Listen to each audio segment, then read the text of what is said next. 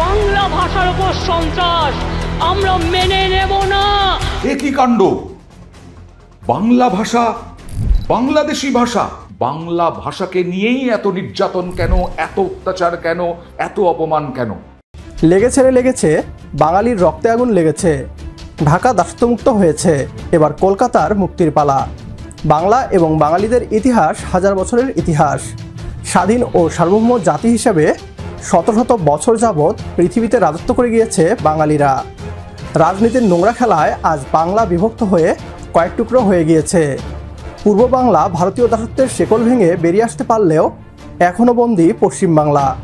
তবে এবার সময় এসেছে পশ্চিমবাংলারও দাসত্বমুক্ত হওয়ার। এবার বাংলা ভাষা এবং বাঙালিদের অপমানের বিরুদ্ধে গর্জে উঠেছে পশ্চিমবাংলা।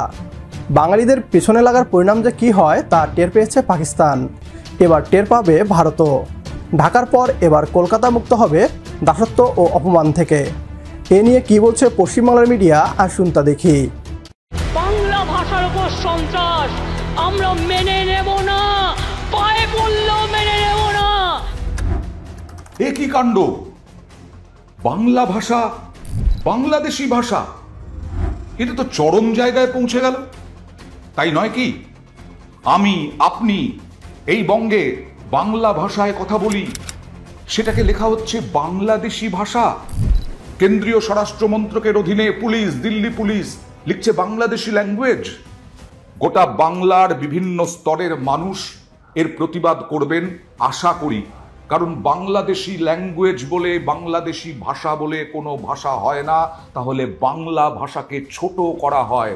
আবার বলছি, বাংলা ভাষা হচ্ছে পৃথিবীর পঞ্চমতম ভাষা, যাতে প্রচুর সংখ্যায় মানুষ, অর্থাৎ কত সংখ্যক মানুষ কথা বলেন বাংলায়, তার ভিত্তিতে পঞ্চম ভাষা, সেটা বাংলাদেশ হোক বা এই রাজ্য পশ্চিমবঙ্গ। আরও একবার সেই বাংলা ভাষা। আচ্ছা, হায়দ্রাবাদ, চেন্নাই, উত্তরপ্রদেশ, বিহার, দিল্লি, রাজস্থান, গুজরাট শিক্ষিত বাঙালিদের বাস রয়েছে, বাঙালিদের বিভিন্ন সংগঠন রয়েছে।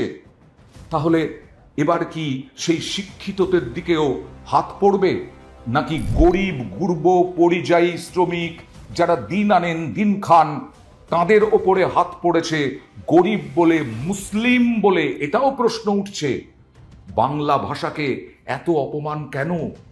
প্রশ্ন তো উঠবেই, বাংলা ভাষাকে নিয়েই এত নির্যাতন কেন, এত অত্যাচার কেন, এত অপমান কেন? তাহলে এইভাবে আবার বাংলাকে অপমান করা, এইটা বাঙালি কি জাত্যাভিমান ভুলে বাঙালি কি পিছু হটবে? বাঙালি কি প্রতিবাদ করবে না?